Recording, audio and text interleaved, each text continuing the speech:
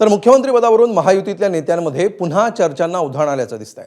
अमोल मिटकरी यांनी काही दिवसांपूर्वी अजित पवार मुख्यमंत्री होणार असल्याचं विधान केलं होतं। त्यावर आता संजय शिरसाटांनी अमोल मिटकरींना टोला लगावलाय। राजकारणामध्ये संयम ठेवावा लागतो असं संजय शिरसाटांनी म्हटलंय।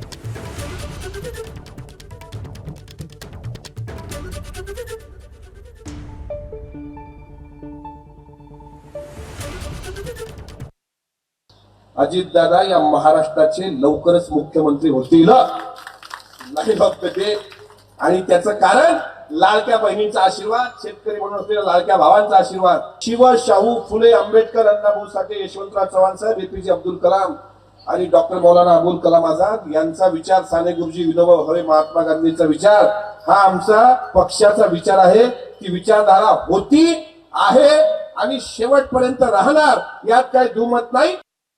आता प्रत्येक जण आपापल्या पक्षाचं भविष्य सांगायला लागलेलं आहे।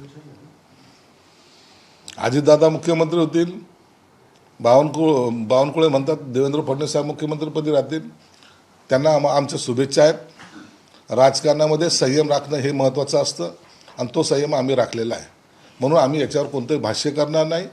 जे जे होईल ते पाहत बसू।